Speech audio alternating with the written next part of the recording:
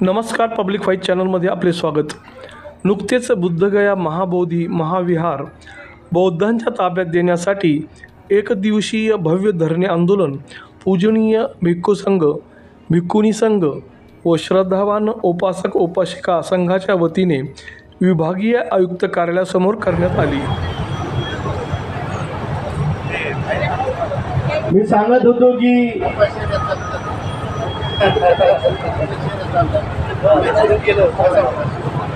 सिद्धार्थ गौतमानी त्या ठिकाणी संकल्प केला, त्या माझं रक्त मांस सुकून गेलं तरी चालेल, परंतु जोपर्यंत मला बुद्धत्व पद प्राप्त होत नाही तोपर्यंत त्या जागेवरून त्या आसनावरून उठणार नाही। ते वज्रासन ते बुद्धगयेला बोधिवृक्षाखाली आजही त्या ठिकाणी आहे आणि म्हणून ही ऐतिहासिक भूमी आहे। त्या ऐतिहासिक भूमीवरती सिद्धार्थ गौतमाला दुःख मुक्ती म्हणजे बुद्धत्व पद प्राप्त झालं ती भूमी आहे। जेव्हा तथागतांना बुद्धत्व पद प्राप्त झालं त्या ठिकाणी भूमी स्पर्श मुद्रा म्हणून त्याचाही उल्लेख आहे। एवढंच नव्हे तर बौद्ध साहित्यामध्ये वाङ्मयामध्ये आपण पाहतो की बुद्धगयेला राजायतन वृक्ष आहे, मुचिलिंद सरोवर आहे, जिथे तथागतांनी प्रतीत्य समुत्वा सिद्धांताचा अनुलोम प्रतिलोम केलं, तो प्रतीत्य समुत्वा सिद्धांत आहे। हा संपूर्ण बुद्धगयेचा परिसर विनयपिटकाच्या महावर्गामध्ये त्याच्या सर्व कथा त्या भागामध्ये आलेल्या आहेत। ते केली सारनाथला सम्राट अशोक गेला, तिथेही सिंहस्तंभ धम्म म्हणजे धम्मचक्र पवित्र मुद्रेचे उभारलेत। असे संपूर्ण भारतामध्ये जेवढे काही बौद्ध तीर्थ सम्राट अशोकाने पाहिले त्या त्या ठिकाणी त्यांनी ऐतिहासिक खुणा ऐतिहासिक पाऊल खुणा आहे। म्हणून ही सम्राट 84,000 बुद्धविहाराची निर्मिती चालू आहे आणि आता हे आंदोलन असं म्हणावं लागेल शेवटच्या टप्प्यामध्ये आम्ही घेऊन जात आहोत। आतापर्यंत आम्ही खूप सहन केलं, संयम बाळगला आणि शांततेचा मार्ग अवलंबलेला आहे। इथून पुढे सुद्धा आम्ही शांततेचाच मार्ग अवलंबणार आहोत, कारण की आम्ही तथागत संप्रदायाचे शिष्य आहोत जे जगामध्ये सुख शांती मैत्री भावना शिकवतात। तर आमची सुद्धा हीच अपेक्षा असते की या जगामध्ये सुख शांती आनंद नांदावा आणि भारत भूमीमध्ये बुद्ध उत्पन्न झालेले आहे। या बुद्धभूमीमध्ये देखील समाजासाठी एक समतेचा शांततेचा आणि आनंदाचा मार्ग त्यांना प्राप्त व्हावा यासाठी भिक्खू संघ भिक्खू संघ कटिबद्ध आहे आणि आमचा जो काही न्याय मार्ग आहे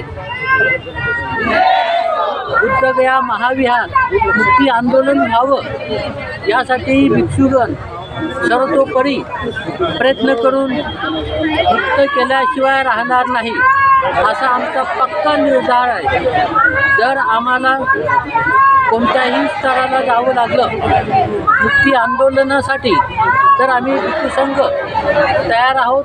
आमच्यासोबत केवळ फक्त भारतीय भिक्खू संघच नव्हे तर देश विदेशातील सर्व भिक्खू संघाचा आम्हाला पाठिंबा आहे आणि देश विदेशातील उपासक उपासिकासुद्धा या ठिकाणी आमच्यासोबत सहकार्य करत आहेत आणि मदत करत आहेत। सर्व बौद्ध जगताचा हा अस्मितेचा प्रश्न आहे की बुद्धविहार हे मुक्त झालंच पाहिजे.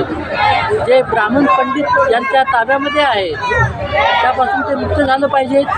तिथे कोणतेही हिंदू धर्माचे ब्राह्मण धर्माचे कर्मकांड अंधश्रद्धा अंधविश्वास तिथे पसरवल्या गेला नाही पाहिजेत.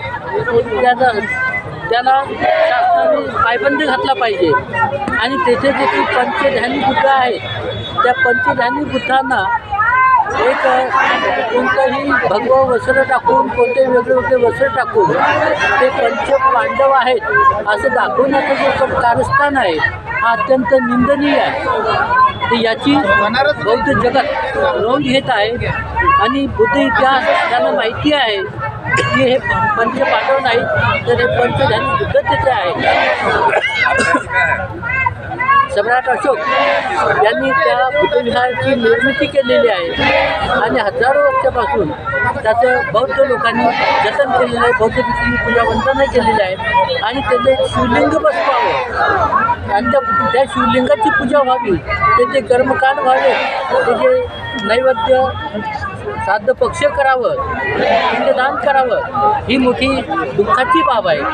आणि हे बुद्ध अस्मितेला एक डावलून त्यांना ब्राह्मणीकरण करण्याचा हा कट कारस्थान आहे. तर असे कट कारस्थान होऊ नये. बुद्ध विहार हे बौद्धांच्याच ताब्यामध्ये देण्यात यावं. तेथे जे काही व्यवस्थापन आहे हे बौद्धांच्याच आधिपत्याखाली चालावं. यासाठी जसं बाकीच्या धर्मांना त्यांचं धर्मस्थळ सांभाळण्याची जी स्वातंत्र्यता आहे तोच अधिकार आम्ही मागत आहोत. आम्ही काही आमचा अधिकार मागून कोणावरती अन्याय अत्याचार करत नाही. हे पहिलं गोष्ट त्यांनी ध्यानात घ्यावं. आमच्या अधिकारासाठी आम्ही कोणत्याही स्तराला जाऊन आमचा अधिकार मिळवल्याशिवाय आम्ही राहणार नाही. हे आमचं शासनाला सांगणं आहे. शासनाने याची योग्य दखल घ्यावी आणि योग्य आम्हाला न्याय द्यावा हीच अपेक्षा आहे. आपलं नाव? भदंत बोजूवालो महास्तवीर ऑल इंडिया भिक्खू संघाचे संघ नायक. त्यांचं यासाठी समर्थन मिळवणार, तालुका जिल्हा पातळीवर लोकांना जागृत करणार आणि तालुका जिल्हा पातळीवर मोर्चे, धरणे, उपोषण वेगवेगळ्या पद्धतीचा मार्ग अवलंबून सत्ताधारी लोकांना हे प्रश्न मार्गी लावण्यासाठी आम्ही बाध्य करणार. देशभरात बुद्ध तीर्थस्थळ हडपण्यात आलेली आहेत. हजारो लाखोची संख्या आहे.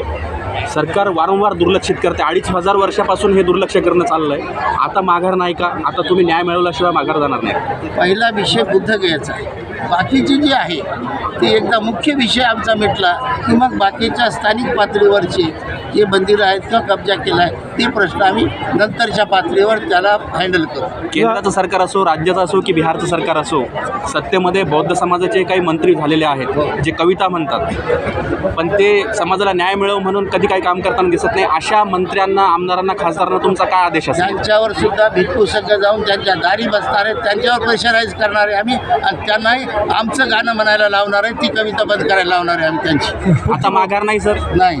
पुढची भूमिका काय राहणार आहे तुमच्या? सर, एक प्रश्न होता की काय 1949 कायदा जो आहे त्या रद्द करण्याविषयी काय बोलतात? तो सत्ताधारी लोकांशिवाय केंद्र सरकार आणि बिहार सरकारच्या समन्वयाशिवाय तो होत नाही किंवा त्यासाठीच हे आंदोलन आहे की त्यांच्यावर हे दबाव आणून त्यांनी तो कायदा बदलावला ही आमची मुख्य मागणी आहे. कारण आम्ही टेम्पल ॲक्ट मारित नाही, आम्हाला बुद्ध विहाराचा ॲक्ट पाहिजे. पुढची भूमिका काय राहणार? आंदोलनाचा टप्पा काय राहणार आहे? आता आम्ही यानंतर मोर्चे आणि मंत्री, खासदार, आमदार यांच्या घरी जाऊन बसतात सगळे भिक्षू.